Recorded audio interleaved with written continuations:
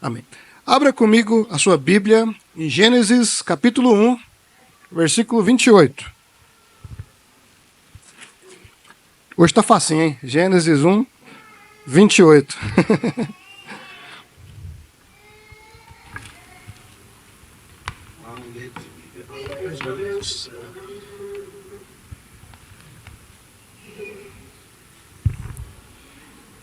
Esqueci de esvaziar meus bolsos hoje.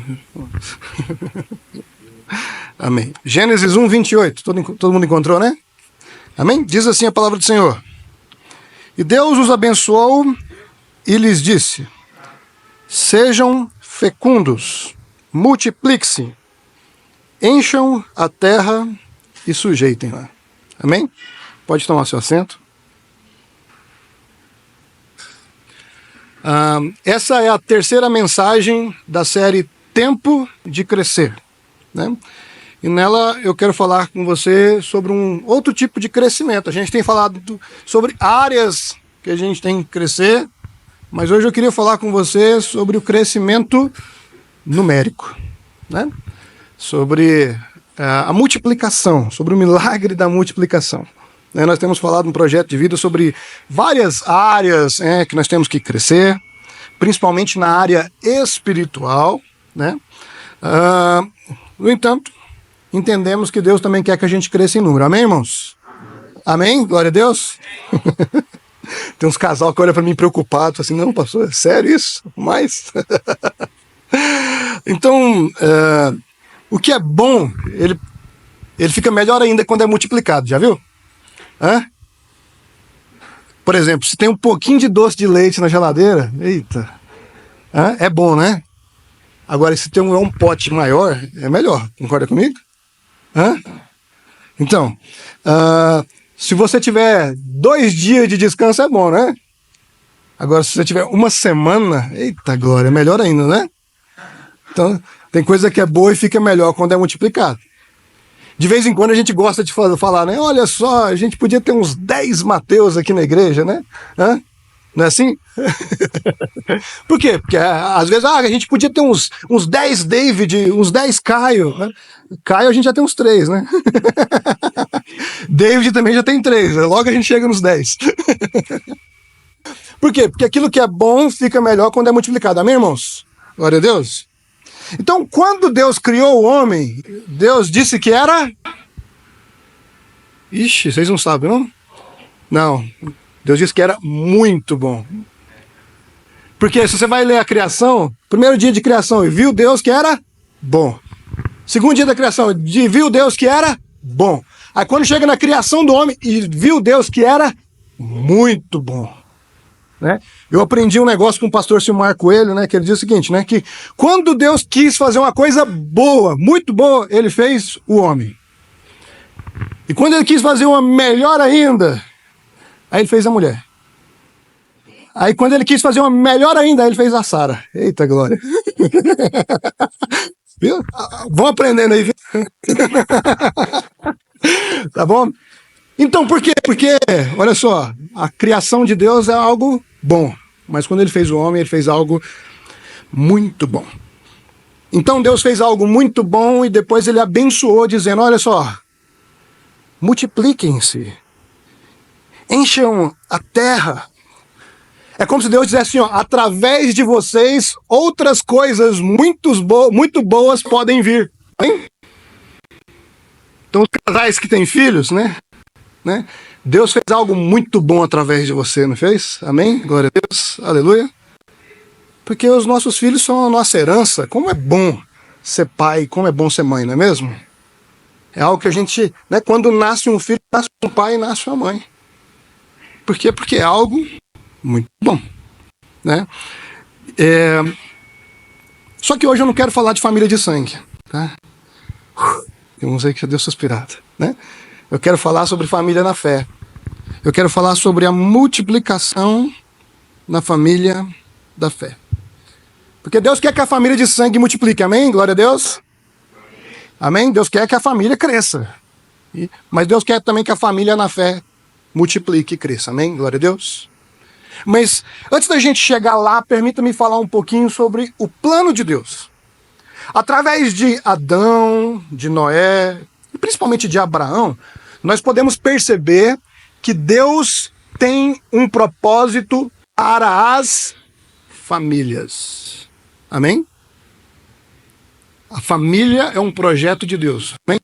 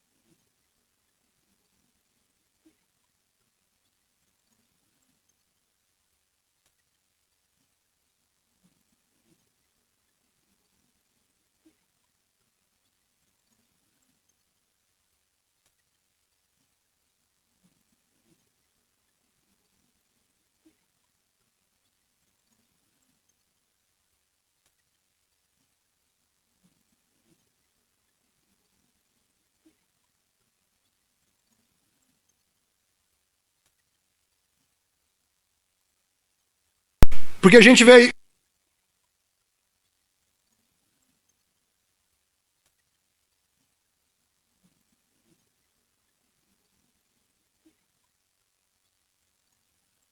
Está vendo agora as pessoas vender a igreja porteira fechada. Olha só. Tem tantos membros lá, tem a mobília, então tá vendendo a igreja. Tá virando um negócio. Então, não é isso que Jesus está falando de crescimento de igreja. Não é nessa linha institucional. Não é através de bandeira denominacional. As denominações são os instrumentos. Mas o projeto de Deus é com o reino. Percebe? E quando o projeto é com o reino, a gente começa a ver as coisas numa outra ótica. Por exemplo, a gente vê a cisão de Paulo e Silas. Foi uma divisão, concorda comigo? Mas que trouxe multiplicação. Por quê? Porque antes tinha uma caravana pregando, agora tem duas. Então, quando o negócio é de Deus, até nas diferenças a gente vê a multiplicação. Mas hoje em dia a gente não vê multiplicação, a gente vê migração. O pessoal que fica fazendo proposta para tirar as pessoas de outras igrejas. Isso não é reino de Deus, irmãos. Isso é qualquer outra coisa, mas não é reino de Deus. O que é reino de Deus? É o seguinte, quando você vai pregar para os descrentes ao seu redor, você vai pregar para o seu vizinho, pregar para o seu colega de trabalho, pregar para os seus familiares, você vai pregar para eles não é porque você quer encher a sua igreja local. Você vai pregar porque Deus mandou pregar. Porque faz parte do nosso chamado, faz parte do nosso ID, nós vamos pregar. E pode ser que a sua igreja seja contemplada com mais membros e ela cresça por causa disso. Mas o importante não é que a sua igreja local cresça, mas é que o reino de Deus cresça. Percebe isso? Então pode ser que você pregue para alguém e ele vai congregar lá na outra igreja. Mas você vai ficar feliz do mesmo jeito, por quê? Porque você contribuiu com o reino de Deus. Amém? Glória a Deus. Por que a gente tem que se engajar com um grupo familiar? Vamos vender o peixe. Não é porque a gente quer criar um esquema de pirâmide, né? Onde um grupo vai gerando outro grupo e aí todo mundo é obrigado a participar e etc. Não. A ideia não é essa. A ideia de nós nos engajarmos com um grupo familiar é o compartilhar da vida. É o edificar um ao outro. É o abençoar um ao outro. Então, quando eu vou para a intimidade com os meus irmãos, quando eu vou para uma casa, quando eu vou para dentro de um grupo de pessoas mais próximas, o objetivo ali é um abençoar o outro, um edificar o outro, um ajudar o outro. E é natural que essa edificação gere crescimento. É natural que as pessoas amadureçam. É natural que outras pessoas queiram participar. Mas percebe que o objetivo é que nós ficamos juntos e nós vamos crescer. Mas nós não vamos crescer porque nós escolhemos ficar juntos. Você está percebendo a diferença? Primeiro a gente fica junto. Se Deus dá, é Deus que dá o crescimento. Pode ser que você participe de um GF que nunca multiplique. Mas as pessoas estão amadurecendo. Estão entendendo? Então, algumas igrejas, elas adotam um processo engessado de crescimento. Elas criam quase que um plano empresarial de crescimento. Olha, só nós estamos aqui com a meta, né? Então o nosso objetivo é chegar na arrecadação. Quando fala de arrecadação, a igreja já dá calafrio, assim, sabe? Porque esse não é o termo, né? Arrecadação, vamos lá, né? Lucro, dinheiro, não, o objetivo não é isso. Então eles começam a criar um projeto, é o seguinte, nós temos um projeto aqui de triplicar a membresia, então todo mundo tem que estar engajado aqui. E aí tem um projeto legal, eu vi uma denominação que ela tem um lema. Qual que é o lema? Ganhar, consolidar, discipular e enviar. Tudo coisa certa. A gente tem que ganhar. A gente tem que evangelizar mesmo. E quando a gente evangelizar, a gente tem que consolidar essas pessoas na fé. A gente tem que discipular. E a gente tem que enviar para ganhar outros. Tá certo. Só que aí as pessoas criam um mecanismo engessado e chega e fala assim, olha só, a partir do momento agora, você é evangelista, né? Então é o seguinte, sua função é ganhar alma, meu irmão. Seu negócio é jogar para dentro. Vai jogando os peixes para dentro que depois vai ter alguém para dar um jeito. Ah, você é pastor? Então é o seguinte, você vai consolidar. Você vai pegar os feridos aqui e vai dar um jeito com eles aqui, vai resolver o problema. Ah, você é mestre, então você vai discipular. Então, e aí depois, na hora que estiver pronto, a gente vai chamar o irmão e vai, acho que você tem esse dom aqui, e vai colocar ele em uma das etapas do processo. Veja bem, a gente não pode ser tão dogmático. A gente precisa ter cuidado. A gente sabe que os dons são distintos, a gente sabe que há diferenças, mas nós não podemos ser tão engessados. Outros já trabalham numa outra linha, falam assim, você ganhou para Jesus, então agora você tem que consolidar, discipular e enviar. Você tem que cuidar, adotar e levar até o fim, a linha de chegada. E aí a gente olha para Jesus, a gente não vê essa burocracia toda. A gente não vê Jesus assim, eu quero só os novos convertidos. A gente não vê Jesus assim, não, eu só quero aqueles que já sabem pelo menos a Torá. A gente não vê Jesus chegando e falando assim, olha só, eu quero só o pessoal que já está quase na hora de ser enviado.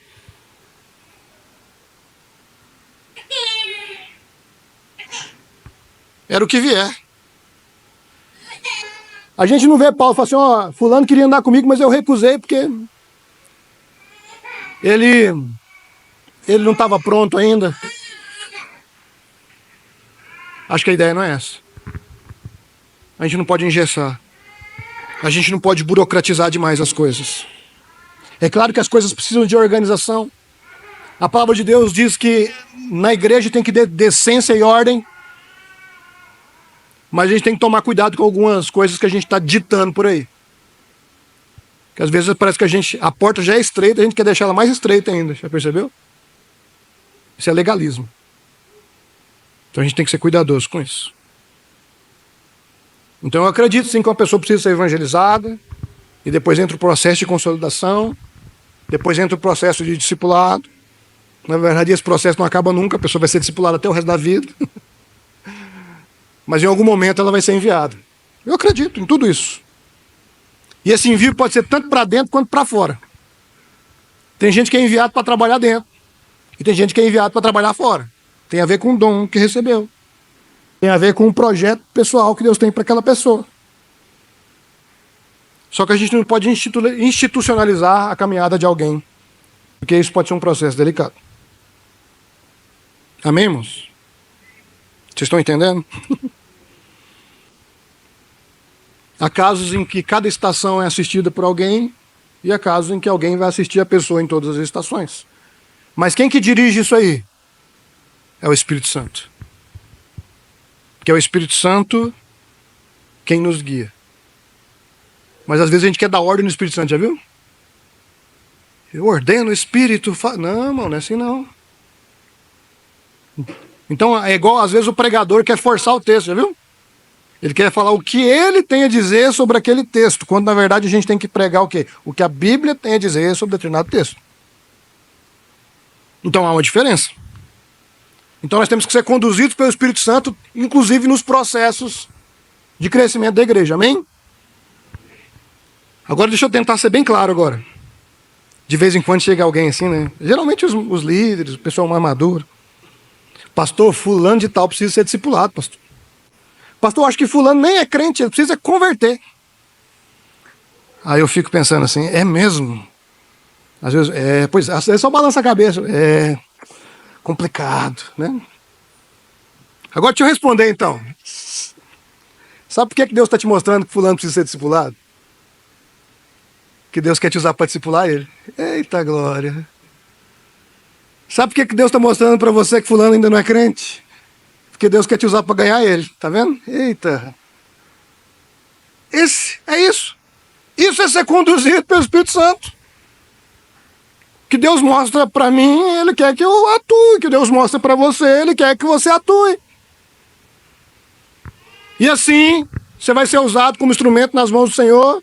E assim você vai crescer para a glória do Senhor. E assim o reino de Deus vai crescer para a glória de Deus. Amém, irmãos? Então, talvez a pergunta que fica agora é: como é que eu posso colaborar com o crescimento da igreja do Senhor Jesus? Como é que eu posso colaborar com o crescimento e a multiplicação do reino de Deus? E a resposta é a mais simples possível. Obedecendo. Cumprindo o ID. Quer ver? Vamos olhar um texto que a gente vai comentar muito ao longo desse ano. Atos 1:8. Vamos lá.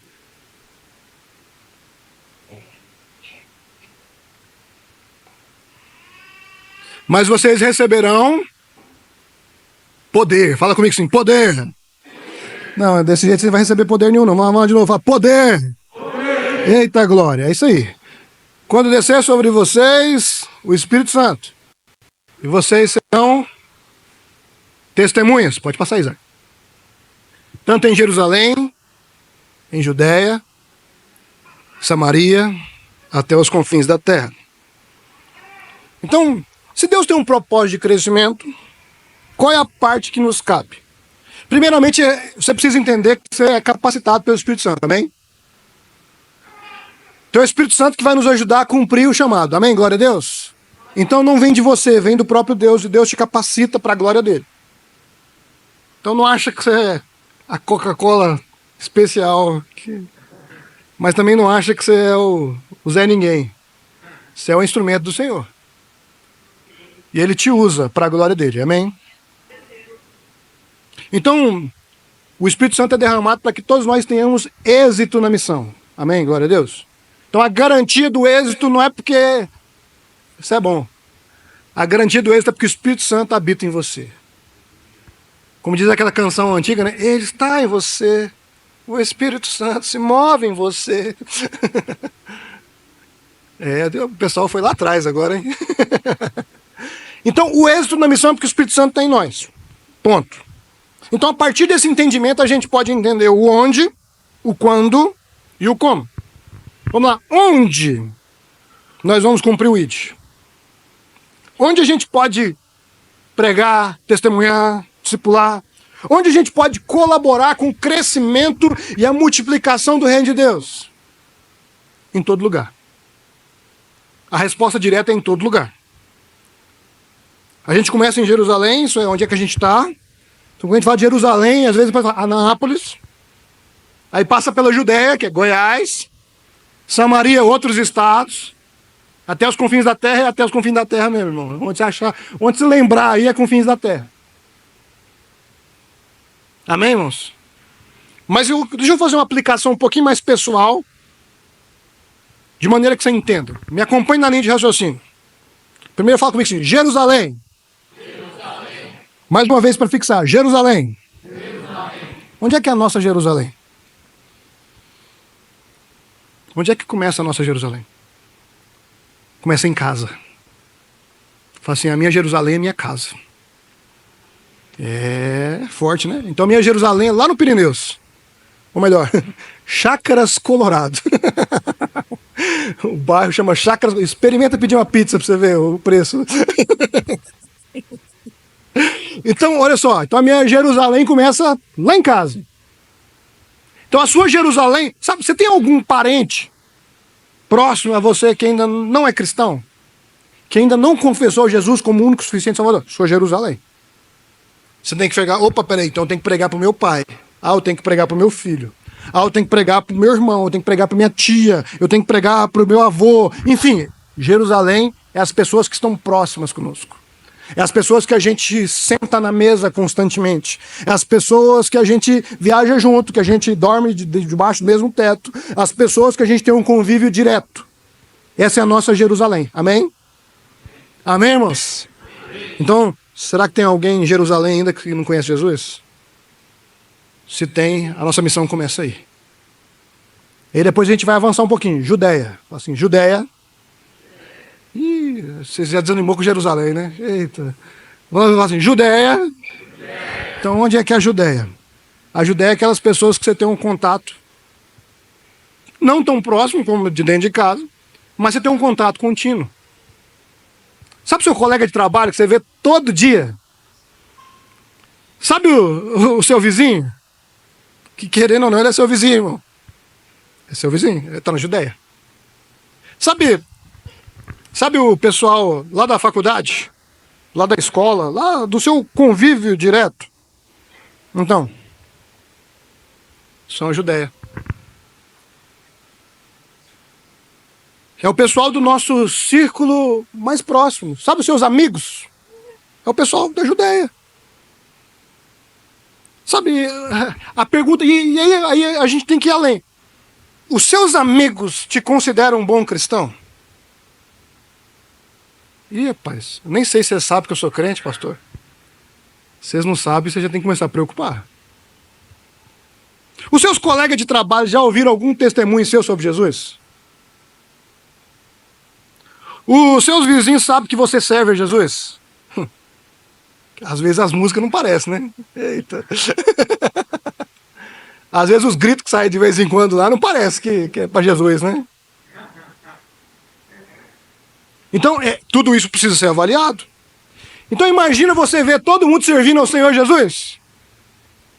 Pois bem, Deus tem um propósito nisso. E Deus quer te usar nesse propósito, percebe?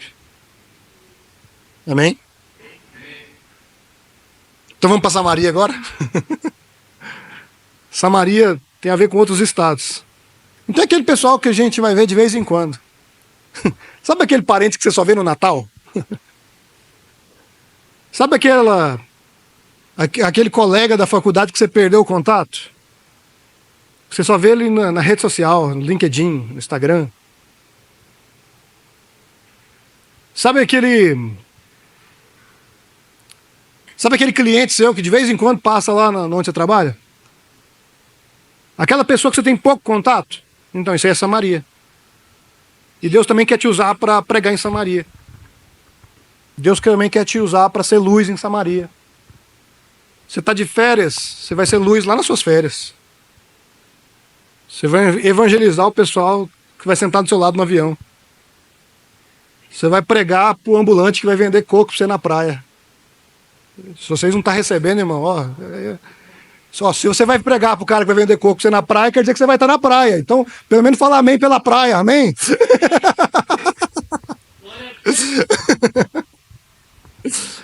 O fato é que Deus quer te usar em Samaria também. Deus que tem um propósito para o crescimento do reino. Então, quanto aos confins da terra, irmão, onde você achar que não está incluído aqui, é confins da terra. Sabe, o lugar mais longe que você for, a pessoa que talvez você vai ver uma vez na vida, isso é o confins da terra. E Deus nos chamou para pregar em todo lugar. Deus nos chamou para pregar por de perto, mas também para pregar por de longe. Deus nos chamou para pregar em casa, mas também chamou para pregar no trabalho. Deus nos chamou para pregar na igreja, mas também nos chamou para pregar na rua. O fato é que nós temos que cumprir o ID em todo lugar. Amém? E quando que a gente vai fazer isso? A palavra ID, né, que nesse versículo ela está oculta, né, ela é no imperativo. Né, então dá-se a ideia que está falando de algo futuro. Né, vai, ID. Né, mas no original a ideia dela é no gerúndio, é indo. E indo tem a ver do que aquilo que eu estou fazendo. Enquanto eu estou trabalhando, eu estou pregando. Enquanto eu estou estudando, eu estou discipulando. Enquanto eu estou à mesa com os meus familiares, eu estou testemunhando sobre Jesus. Então, o quando é? Todo dia, toda hora, sem parar. Eu quero é Deus. Essa é a verdade. O quando é agora. É hoje. Não é amanhã, é hoje. O dia de falar de Jesus é hoje. O dia de falar de Jesus é enquanto nós estamos vivos. E enquanto as pessoas que nós queremos evangelizar também estão. Você já foi num velório onde todo mundo era crente, só a pessoa que morreu não? Que tristeza, meus irmãos. Porque gera uma culpa. Eu não fiz a minha parte. Que quando um crente morre, a gente dói. É triste. A gente fala, mas está com Jesus. Agora, quando alguém que não crê em Jesus morre, a gente só pode lamentar. E o pior é que se for perto da gente, hein? A gente vai entender. Eu não fiz a minha parte. Então não deixe para você pregar amanhã aquilo que você pode pregar hoje. Amém? Não deixe para falar do amor de Jesus quando for tarde demais. Nós vamos falar hoje. E Deus vai operar hoje, em nome de Jesus. Amém? Como? E qual que é o segredo para a gente ter êxito na pregação? Como fazer com que as pessoas tenham interesse em ouvir o que eu tenho para compartilhar? Mostrando para elas o efeito da verdade em nossas vidas. Imagina que você tem um amigo que vive reclamando do carro. Ah, esse carro é ruim, esse carro não sei o quê. Ah, não, eu não aguento mais a manutenção dele. Você compraria o carro dele? Nem se fosse de graça, né? Talvez os mecânicos comprariam, né? Que falam assim, eu dou um jeito. E vendo, ainda ganho dinheiro. Mas, deixa eu te falar. Você aceitaria conselhos na área financeira de alguém que está endividado? Que está com o nome no SPC, no Serasa? Hã? Você aceitaria conselhos conjugais de alguém que já divorciou 5 vezes? Você já sabe todos os erros, pastor. Não, por quê? Porque a gente quer conselho de quem a gente viu que deu certo. A gente quer ouvir quem tem autoridade para falar. Então sabe quem é que vai querer ouvir você falar de Jesus? Quem vê que Jesus faz diferença na sua vida. A melhor maneira de se falar de Jesus é dizer, olha o que ele fez comigo. Olha o que ele fez na minha vida. É igual o menininho do meme, né? Olha o que Deus faz na vida da gente. Antes eu era só crente de banco, agora eu sou baterista.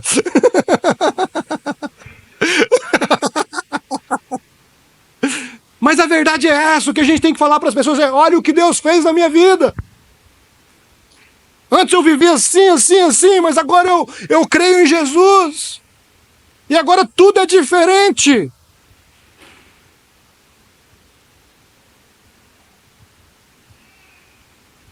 Até assustou, né, Breno?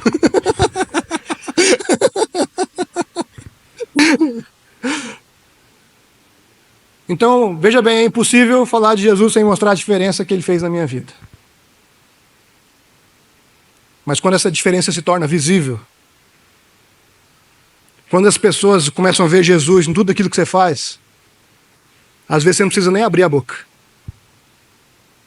Porque elas vão ver Jesus quando elas olharem para você. Elas vão ver o testemunho encarnado. Elas vão ver o testemunho vivo. Às vezes no trabalho, fala assim, não, porque eu sou pastor. Nem precisa falar. Você se comporta igual um pastor. Eu falei, ei, como é que um pastor se comporta? Que tem gente que tem uma visão deturpada. Então às vezes fala assim, não, porque eu sou crente. Nem precisava, o seu testemunho diz que você é crente. Não, porque eu sirvo a Jesus. Você também não precisa falar. Porque tudo que você faz aponta para Jesus. Então, quando isso acontecer, as coisas vão ser diferentes. As pessoas vão querer conhecer Jesus.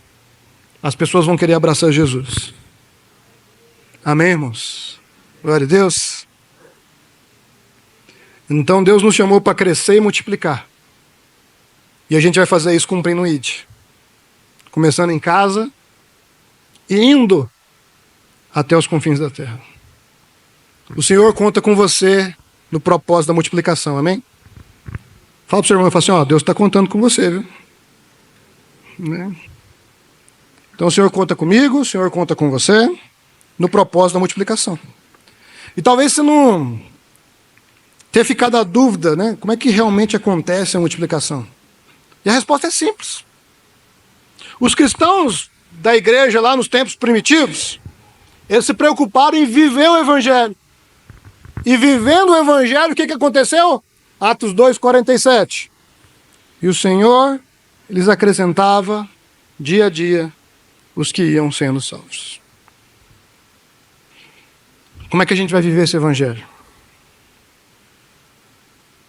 Então, em termos práticos, nós precisamos pedir a Deus, a gente precisa orar, para Deus nos dar oportunidades, ferramentas, para que a palavra dele seja pregada a todos, em todo tempo e em todo lugar. Vamos ficar de pé para a gente encerrar? Eu gosto de dizer o seguinte, né? Que os cultos das redes são oportunidade de evangelização. Tá vendo? Culto de adolescente, culto dos jovens, culto de casais, rede de homens, rede de mulheres. São oportunidades de evangelização. Lá no meu trabalho é muito mais fácil para mim convencer alguém a vir no encontro de casais do que vir num culto de domingo. Por quê? Porque é mais atrativo às vezes. E as redes na igreja, elas servem como um instrumento, né? Como uma vitrine, como uma forma de levar o evangelho até as pessoas por idade, por gênero, por estação da vida. Então que nós possamos aproveitar essas ferramentas para a evangelização. Então você vai vir no culto de adolescente, não vem sozinho não, traz seu colega. Você vai vir no culto de jovens, não vem sozinho não, chama os seus amigos. Você vai vir no encontro de casais, vem mesmo, mas traz alguém com você. E Deus vai fazer a obra, amém? Glória a Deus. Uma outra ferramenta que Deus tem nos dado chama-se grupo familiar. Os grupos familiares, irmãos, são um instrumento que Deus nos deu, uma ferramenta que Deus nos deu para crescimento. Para o crescimento próprio. Nós crescemos quando nós estamos com outras pessoas. A Bíblia diz que como o ferro afia o ferro, assim um amigo afia o seu amigo. Então, a ideia dos grupos familiares é melhorar e ajudar o outro a melhorar. É abençoar e ser abençoado, é edificar e ser edificado. Então, se você ainda não participa de um grupo familiar, que hoje seja a última vez que você fale isso. Que Deus te direcione para um grupo familiar. Se você precisar de ajuda, fala com o pastor Éder, fala comigo, nós vamos te ajudar a participar de um grupo familiar. Nossa meta aqui na igreja é que no ano todo membro faça parte de um grupo familiar. Não por obrigação, mas por entender que o GF é uma forma de crescer, amadurecer, multiplicar, cumprir os propósitos de Deus para nós. Amém? Amém? Vamos orar? Senhor, obrigado, Senhor, pela Tua palavra. Obrigado, Senhor, por nos fazer entender que o Senhor tem um propósito no crescimento, que o Senhor tem um propósito, Senhor, que nós cresçamos, que nós multipliquemos, Senhor. Ó Senhor, e nós queremos te pedir que o Senhor nos conduza, que o Senhor nos oriente, que o Senhor nos leve, Senhor, aonde o Senhor quer nos levar. Então nos ajude a amadurecer, nos ajude, Senhor, a dar frutos. Que nós possamos sim ser instrumentos do Senhor na evangelização, na consolidação, no discipulado, no envio. Que nós possamos sim edificar e ser edificados, abençoar e ser abençoados. Então, Senhor, eu quero te pedir, abençoa as redes dessa igreja. Abençoa, Senhor, o ministério infantil, abençoe os adolescentes de Etiose, abençoa a juventude Zion. Abençoa, Senhor, o ministério de casais, abençoa a rede de homens, a rede de mulheres. Faça uma obra através dos teus filhos, que sejam reuniões de evangelização, que pessoas possam conhecer o Senhor através dessas ferramentas. Abençoe, Senhor, os líderes de grupo familiar, as pessoas que têm abrido as suas casas, Senhor, para receber as pessoas. Ó, Senhor, abençoa todas as pessoas que participam dos GF, Senhor, que elas possam crescer e multiplicar, Senhor, para a glória do Senhor. Assim nós oramos, Senhor, em nome de Jesus. Amém. Amém.